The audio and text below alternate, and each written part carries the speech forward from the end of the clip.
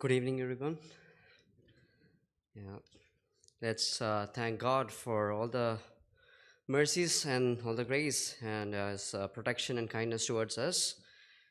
Um, yes, my brother mentioned we are few in numbers, but God has said among one or two or three, God is in our midst, and listening to each and every one of our prayers and all that were uh, like petitions we are bringing before God. So let's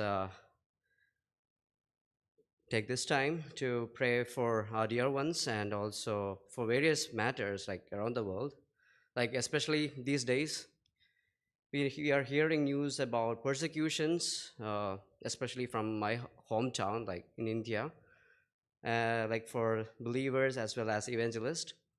And also, as we hear about the wars and things going on, many of our believers are suffering. Like, we talk about the Gaza, we talk about Ukraine and other places. We hear a lot of our believers also being suffering these wars and other things that's going on around the globe.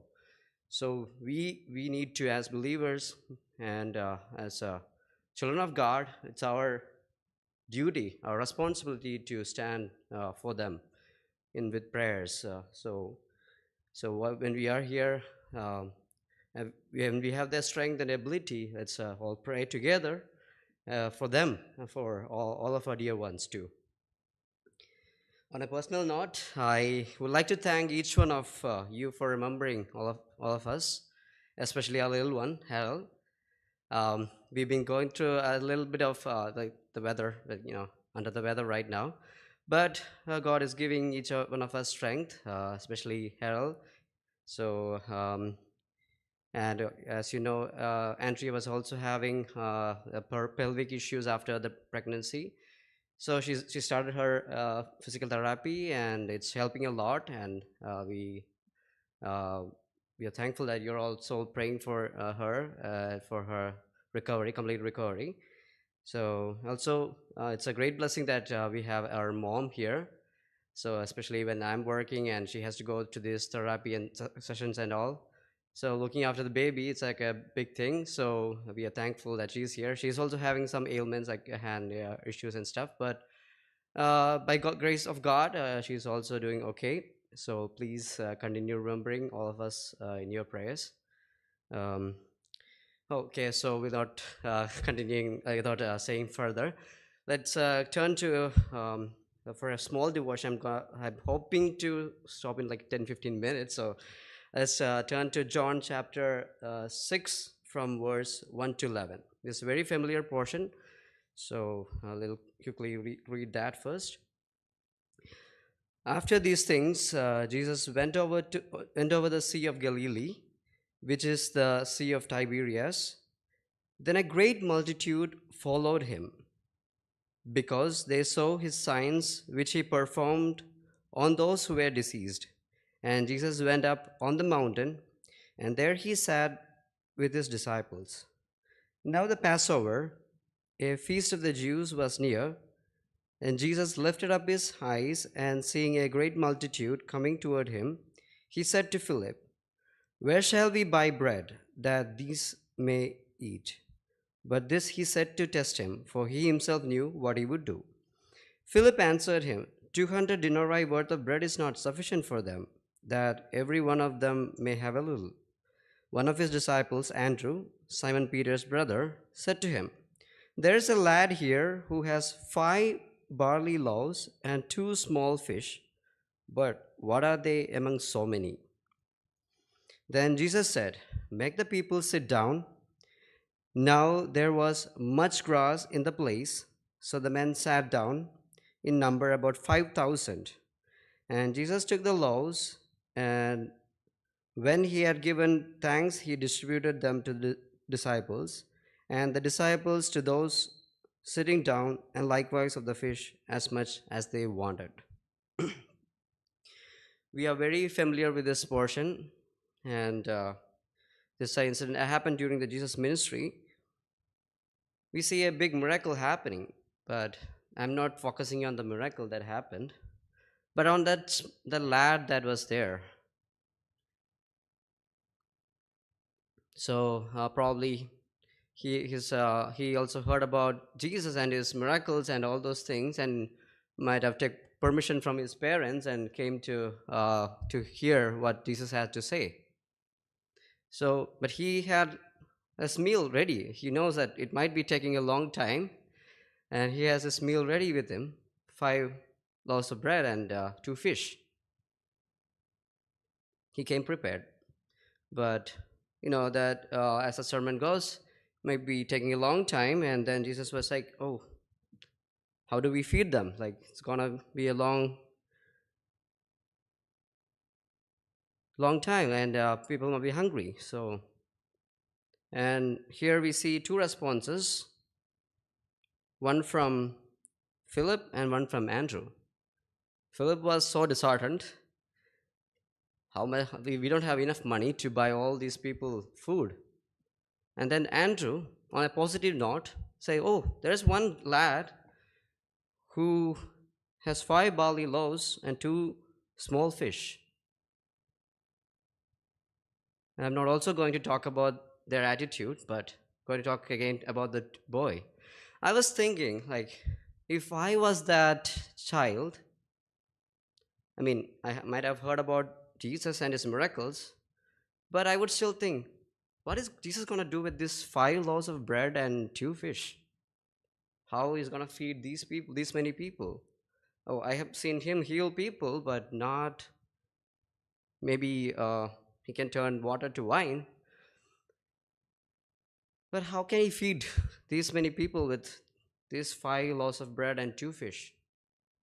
If it was me, I would have kept at least two loaves of bread and half of fish with me, because I wouldn't trust him to do anything with that. Like probably, I would say, oh, Jesus might be hungry and he might eat my bread and fish. So, but this lad, he gives all of his meal to Jesus, and we see a great blessing there. We see a 5,000 people being fed with that five loaves of bread and two fish.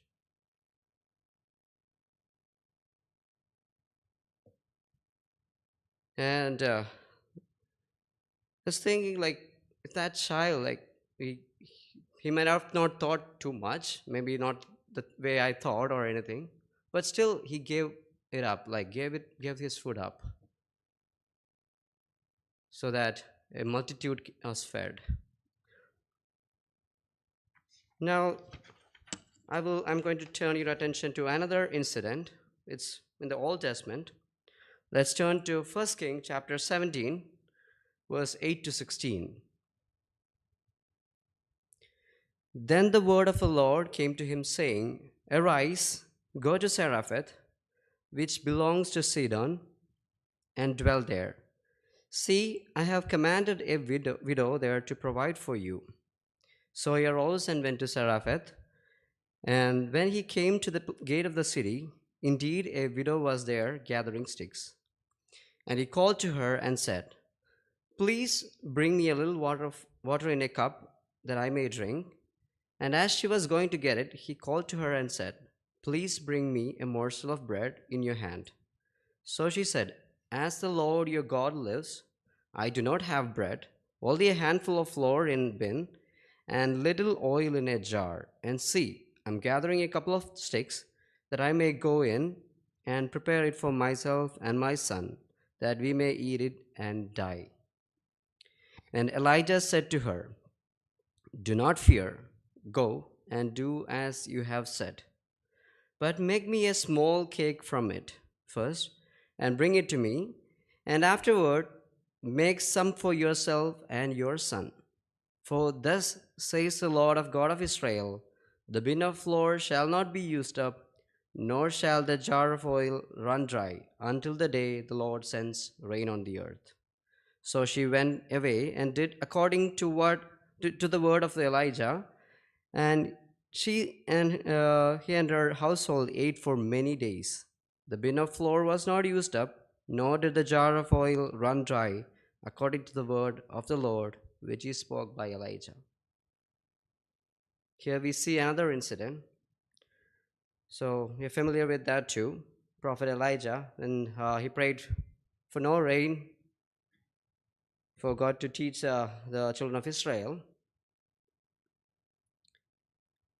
And we see Elijah was provided in various ways. And now the Lord is saying, go to this place, Seraphat. There was this widow. And we see the situation, the plight of that widow there. They have like um, handful of flour left, and she has a child to feed to. So in human terms, that's their last meal. After that, they're going to die of hunger. And now the prophet Elijah, whom she may have heard, is coming there asking for food. In if someone in our like in our state, like if we have nothing left and there is nothing to give, and someone is coming for help, for food, how do we think we'll respond? May say, do you see, this is all we have. How do you expect me to feed you when we have nothing left here? But that widow, trusting what Elijah said and believing that God will provide, she made that for him. But just as God has promised through Elijah, it didn't run dry. They still had Lord until that drought end. So, two incidents I mentioned. We see two different circumstances. One, when Jesus was there, and then that small, I mean, the lad, the child, he doesn't have anything else other than that food, but he was willing to give it to God when Jesus asked him. And this lady, too, this widow too, is in a situation of drought. She was ready to give that to that prophet.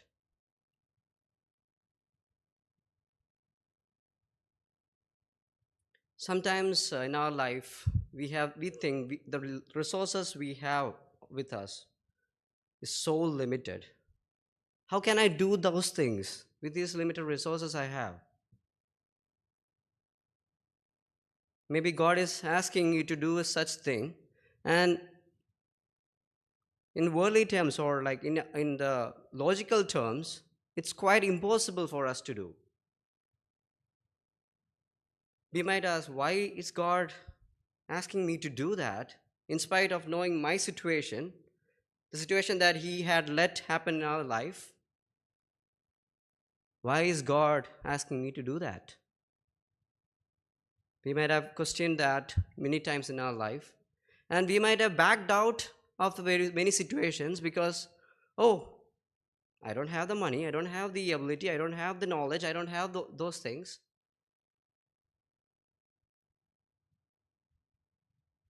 But we need to see attitude of Jesus, how he's going to look at you and evaluate you. So we'll turn to Jesus' own words on Mark chapter 12, verse 41 to 44. Now Jesus sat opposite the treasury and saw how the people put money into the treasury. And many who were rich put in much. Then one poor widow came and threw into 2 mites, which makes a quadrant. So he called his disciples to himself and said to them, assuredly, I say to you that this poor widow has put in more than all those who have given to the treasury. For they all put in out of their abundance, but she, out of her poverty, put in all that she had, her whole livelihood.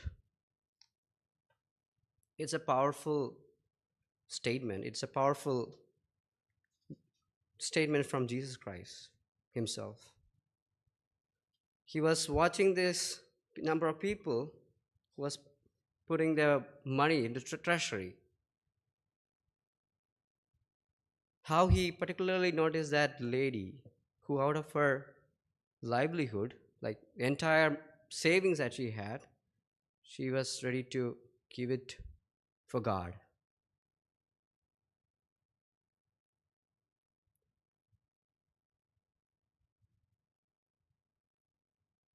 So it's not about the money that Jesus was focused on. It's the attitude of each and every one of us. It's the attitude of that lady. It's the attitude of the people. We might think we might have done a lot of things for God, but when we do that, what is our attitude? When we give out something or when we help our brother or sister, what is our attitude? Is it to get the recognition from other people, appreciation from other people? Or is it to please God and think that, okay, my reward is not here, it's up in heaven.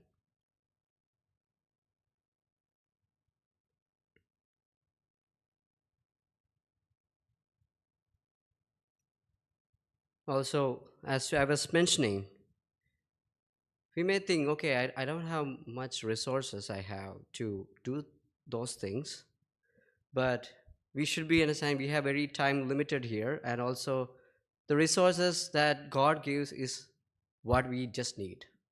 And we cannot wait for all the resources to come and then, okay, there are times I go, if I had more money, I would have helped a lot of our evangelists or other people around us. But the resources, the money that what you get is what God expect you to have. Maybe the other person sitting next to you or they may have more resources, but God expect that person to do more. But you would never, when if you wait for the right time, the right resources or all those things, it may never come. And when we have all those things, we may not have the health to do it.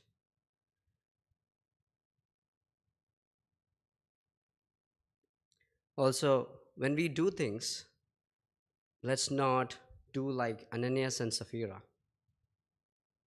When they came to Peter, said, well, we brought everything. But when they were keeping some for themselves, I don't think God was unhappy that they kept something for themselves, but their attitude, their what they said, like try to, we can fool people, we can cover up all those things in front of people, but God sees right through us what our intentions are.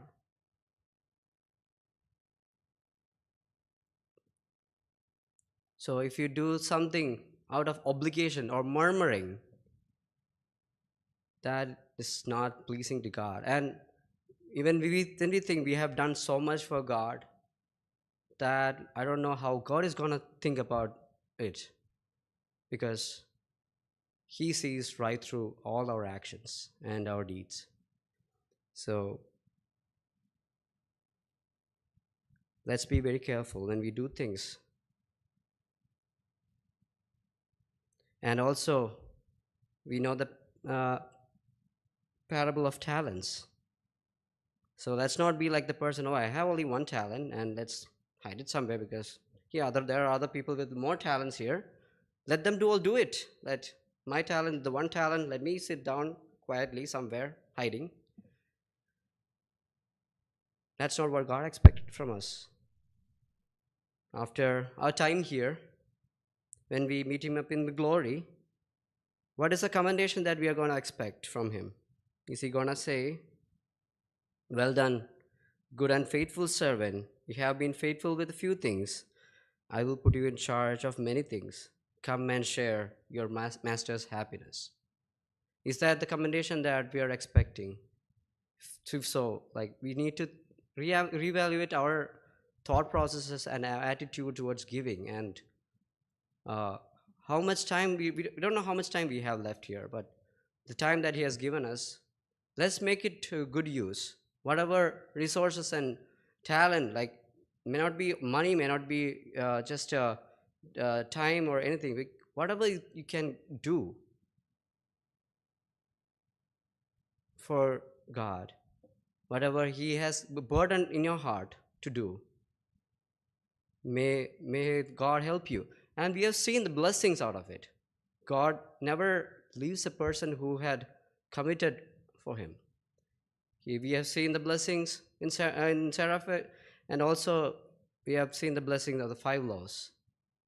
God has blessed it, and it's a blessing not for just for us, but the people around us get blessed because of that. So it is our willing heart. So God saved us and kept us here, not to just live our life here and one day just meet, but to be useful, but be fruitful. That is what it is. Like James said, life without the faith without deed is meaningless. So may this thought bless us and help us to live giving the best of our every small things we do for His glory. May His name be glorified.